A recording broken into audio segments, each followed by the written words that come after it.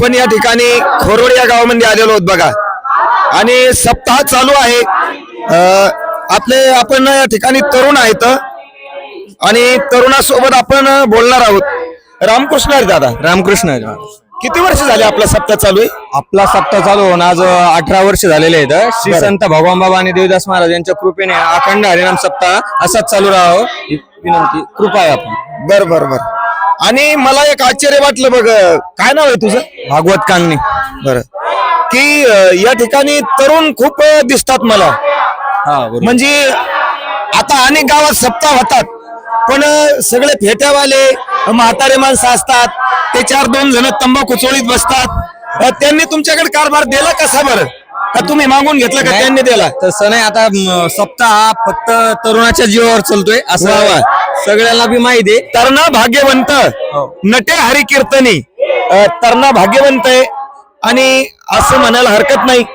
बरं, किती लोक आहेत पारायणाला आता? भक्त पारायणाला 20 ते 25 जण आहेत। त्याच्यामध्ये तरुण मंडळी हो, वृद्ध मंडळी हो आणि बाल मंडळी पण आहे। वा वा वा। कारण ज्ञानेश्वरी हा ग्रंथ जगामध्ये जे वस्तू आहेत त्या संपूर्ण ज्ञानेश्वरी मध्ये आहेत। कारण ज्ञानेश्वरी हा ग्रंथ जगाच्या पाठीवर व्यास उचिष्ट जगत्रय असा असणारा माऊली त्या ठिकाणी म्हणतात। बरं, बाकी तुम्ही पारायणाला कशी काय बसते नाही? इकडं खान पाण्यासाठी आम्हाला पाहावं लागतं ना। पाणी हे ते खूप स्वयंपाक चालू आहे, स्वयंपाक चालू। म्हणजे सेवाधारी आहेत तुम्ही। तेच आवडतं देवाला, सेवा हा दारवंटा। आणि आचारी गावातले आहेत का? नाही, बाहेर गावचे आहेत आचारी। बरोबर। वा। आणि विण्याचा पार आहे का? विण्याच्या पाऱ्यासाठी गावातली तरुण मंडळीच राहते। म्हणजे संध्याकाळच्या पाऱ्यामध्ये 4 जण आणि दिवसाच्या पाऱ्यामध्ये 4 जण तरुण मंडळीच राहते पूर्ण। वा वा वा वा। एकदा टाळी वाजवा गड्या, खूप आनंद झाला। भगवान बाबा की जय, भगवान बाबा की जय। वा वा। बरं, आता कसं रूपरेषा कशी आहे आता इथून पुढे? कार्यक्रम काय काय आहेत? आता पारायण संपल्याच्या नंतर काय? इथून पुढे आता नाश्त्याचा कार्यक्रम आहे, पोहे तिथे, आणि त्याच्या बाद कथा सुरू होईल। 11च्या सुमारास कथा सुरू होईल। 11 ते 3 कथा। काय कथा आहे? भागवत कथा करा। भागवत कथा, भागवत कथा। आणि त्याच्यानंतर 4 ते 6 महाप्रसाद होतो आणि 6 ते 8 हरिपाठ आणि 8 ते 10:30 कीर्तन।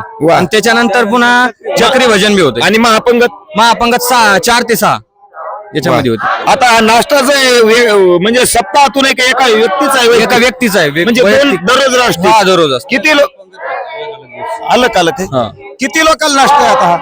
सुमारास 1,500-2,000 पूर्ण गावाला? वा वा। येतात का बरं नाश्ता घ्या? येतात।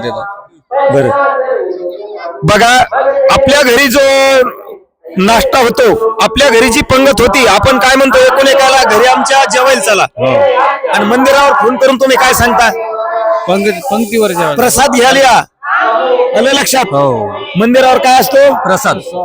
घरावर डबक्यात काय असती? साखर। आणि मंदिरात आल्यावर काय होतंय? प्रसाद।